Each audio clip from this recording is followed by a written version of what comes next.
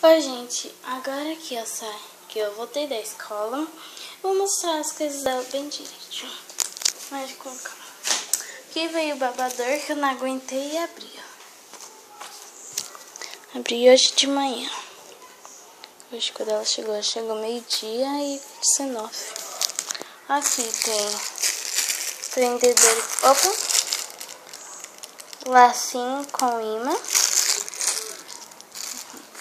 Manual de cuidado e certidão de nascimento. Aqui tem o kit pente escovinha, a mamadeirinha dela que eu achei super fofa, de bico mole. Outro lacinho com imã.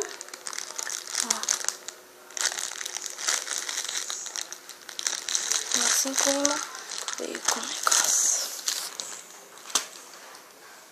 Deixa eu ver aqui mais.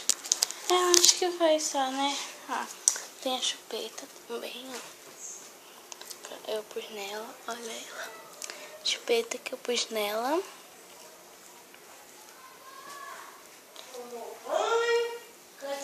Ó, e esse prendedor.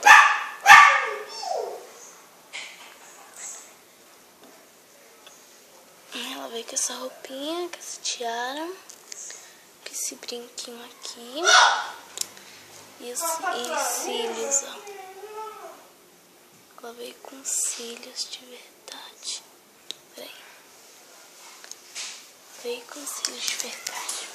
Aqui, pra quando a gente estiver nervosa, só quebrar. E ela veio com esse coisa aqui, né? E foi isso aí. Ui, você tá nela.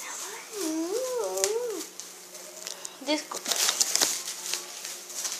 Então foi isso.